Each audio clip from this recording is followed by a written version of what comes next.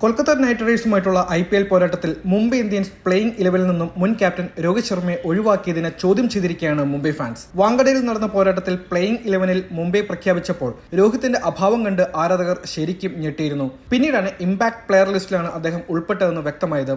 എന്തുകൊണ്ടാണ് രോഹിത്തിനെ ഈ തരത്തിൽ മാറ്റി നിർത്തിയത് എന്നാണ് ആരാധകരുടെ ചോദ്യം.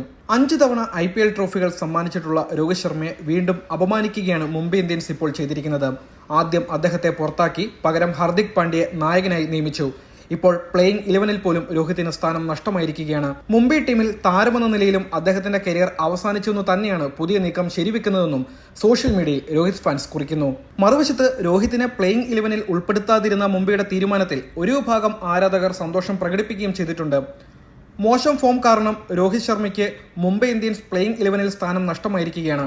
ഇതോടെ മുംബൈയുടെ സമയവും തെളിഞ്ഞിരിക്കുകയാണ്. കൊൽക്കത്തയ്ക്ക് വലിയ ബാറ്റിംഗ് തകർച്ചയാണ് നേരിട്ടത്. രോഹിത്തിനെ കളിക്കളത്തിൽ മുംബൈ മിസ് ചെയ്തില്ലെന്നും ആരാധകർ ചൂണ്ടിക്കാണിക്കുന്നു.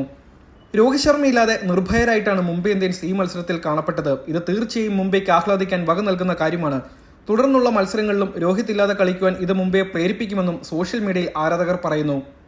ഈ സീസണിലെ കഴിഞ്ഞ മത്സരങ്ങളിലെല്ലാം ഹാർദിക് പാണ്ഡ്യയുടെ ക്യാപ്റ്റൻസി മോശമായിരുന്നു. ഇതിന് കാരണക്കാരൻ രോഹിത് ശർമ്മയാണെന്ന് സംശയിക്കേണ്ടി വരുമെന്നും രോഹിത് വിരോധികൾ ഫേസ്ബുക്കിൽ കുറിക്കുന്നുണ്ട്.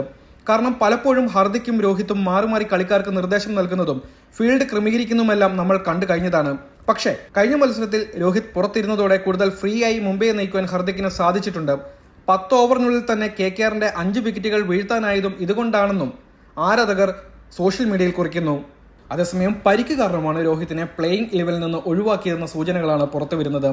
അദ്ദേഹത്തിന്റെ പുറം ഭാഗത്ത് വേദന അനുഭവപ്പെട്ടത് കാരണമാണ് ഈ കളിയിൽ ഇമ്പാക്ട് പ്ലെയറുടെ ലിസ്റ്റിലേക്ക് മാറ്റിയെന്നുള്ള റിപ്പോർട്ടുകളാണ് പുറത്തുവന്നത്. ICCയുടെ 2020 ലോകകപ്പ് അടുത്ത മാസം നടക്കുവാനിരിക്കെ രോഹിത്തിന്റെ കാര്യത്തിൽ റിസ്ക് എടുക്കുന്നത് ഇന്ത്യൻ ടീമിന് വലിയ തിരിച്ചടിയായി മാറും. അതുകൊണ്ട് തന്നെയാണ് അദ്ദേഹത്തിന് ഫീൽഡിംഗിൽ നിന്നും വിശ്രമം നൽകിയതെന്ന വിവരങ്ങളാണ് പുറത്തുവരുന്നത്. എന്തായാലും ഇന്ത്യൻ പ്രീമിയർ ലീഗിന്റെ 17ാം സീസണിലെ ഫേവറേറ്റുകളായി വന്ന് പ്ലേ ഓഫ് പോലും കാണാതെ പുറത്താകാൻ ഒരുങ്ങുകയാണ് മുംബൈ ഇന്ത്യൻസ്. 11 മത്സരം പൂർത്തിയാവുമ്പോൾ 8 തോൽവികളോടെ 9ാം സ്ഥാനത്താണ് മുംബൈ ഇന്ത്യൻസ്. 3 മത്സരം മാത്രം ശേഷിക്കെ ഈ മത്സരങ്ങളെല്ലാം ജയിച്ചാലും പരമാവധി 12 പോയിന്റ് ആയിരിക്കും മുംബൈക്ക് സ്വന്തമാക്കുവാൻ സാധിക്കുക. ഇതിൽ നിന്നും പ്ലേ ഓഫിലേക്ക് കടക്കുക എന്നത് മുംബൈ ഇന്ത്യൻസിനെ സംബന്ധിച്ച് ദുഷ്കരമായ കാര്യം തന്നെയാണ്.